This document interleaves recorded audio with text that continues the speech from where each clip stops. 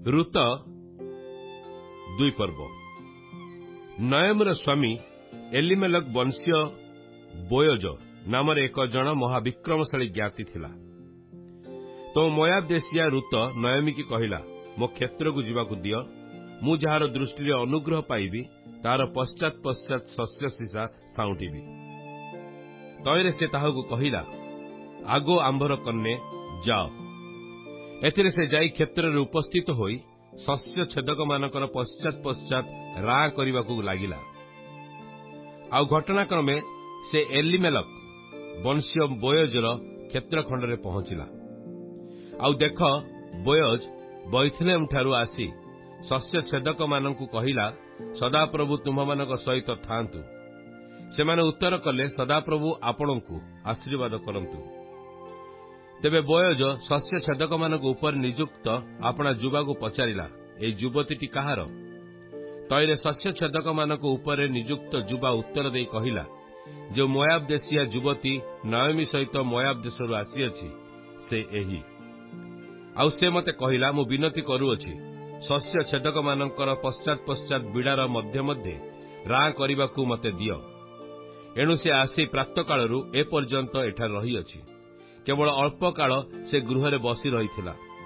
तहिरे boys ऋतु कहिला, आग मोहर कन्ने, मोहर कथा कि शुणुनाह? तुमे रा करिबा पई अन्य क्षेत्र को न जाओ, पुणी एई स्थान न जाओ, मात्र एठारे मोर दासीगणर संगे संगे थाओ। शस्य छेदक माने जो क्षेत्र रे शस्य काटिबे ताहा प्रति दृष्टि रखी तुमे दासीगणर पश्चात जाओ। तुमको स्पर्श करिबाकु मु कि से जुबा मानकु निषेध करि नाही। आउ तुमे तृषित हेले पात्र निकटरू जाई जुबा मानकर काढ़िबा जलरू पान कर। एथिरे से मुह माड़ी भूमि रे पड़ी ताहाकु कहिला, मु विदेशिनी हेले हे आपण मोहर परिचय नेउअछंती। आपणक दृष्टि रे एते अनुग्रह मु किपरि पाइली? बोयज ताहाकु उत्तर देई कहिला, तुम स्वामीर मृत्यु उतारे तुमे आपणा सासु प्रति जे रूपे व्यवहार करिअछ, पुणी आपणा पिता और आपणा माता और आपणा जन्मदेश त्याग करी पूर्वे जो मानकु जानिल नाही एपरि लोकଙ୍କ निकटକୁ आसीअछ। एई सब कथा मते संपूर्ण रूपे कुहा जाइअछि।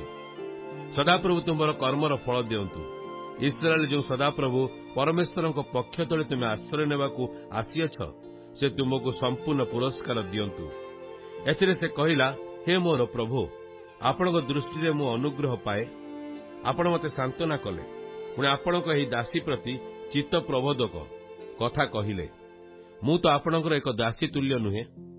भोजन समय बोयज ताहाकु कहिला, तुम्हे एठाकु आसी रोटी भोजन कर और आपणा रोटी खंड अम्ल रसरे बुड़ाओ। तहिरे से शस्य छेदनकारी मानक निकटरे बसिला। पुणी बोयज ताहाकु भजा शस्य आनीदेला। तहिरे से भोजन करी तृप्त हेला और किछि अवशिष्ट रखिला। तहु से रा करिबाकु उठन्ते बोयज ताहार जुबागणकु आज्ञा देई कहिला, एहाकु बिड़ा मध्यरे सुधा साउंटिबाकु दियो, पुणी ताहाकु लज्जा दियो नाही। पुणी एहा पई बिड़ारू किछि किछि पकाई जाओ। से ता साउंटू आउ ताहाकु धमकाओ नाही। तहिरे से संध्या पर्यंत से क्षेत्र रे रा कला। पुणी आपला साउंटिला शस्य मळन्ते उणाधिक 1 एफा जब हेला। अनंतर से ताहा नेई नगरकु गला। आउ से जहा साउंटी थिला ता तार सासु देखिला और मध्य भोजन समय रे तृप्त हेला उतारे जहा अवशिष्ट रखिथिला ता बाहर करी ताहाकु देला। तो ताहार सासु ताहाकु पचारिला, तुम्हे आज केउठारे रा कल और केउठारे कर्म कल जे तुमर परिचय नेला से धन्य हेउ। तेणु से जहा पाखेरे कर्म करिथिला ता सासुकु जणाई कहिला, जहा पाखेरे आज कर्म कली ताहार नाम बोयज। एथिरे नयमी आपणा पुत्रवधू कहिला जे जीवित और मृत लोकमानक प्रति अनुग्रह निवृत्त करिनाहांती, से सदाप्रभुଙ୍କ ठारू से आशीर्वाद प्राप्त हेउ। नयमी आहुरी कहिला, से जण आम्भमानकर निकट कुटुंब, आम्भमानकर मुक्तिकर्ता, ज्ञातिमानक मध्यरे जणे अटई। मोयाब देशिया ऋत कहिला, से मते आहुरी कहिले, मोर सबु शस्य छेदन समाप्त न हेबा पर्यंत तुमे मो जुवामानक संगरे थाओ। तहिरे नयमी आपणा पुत्रवधू ऋतुकु कहिला, आग मोहर कन्ने, तुमे ताहार दासीगण संगरे गले भल, ता नहेले अन्य कौनसी क्षेत्र में कहीं तुमर अपमान करिब नाही।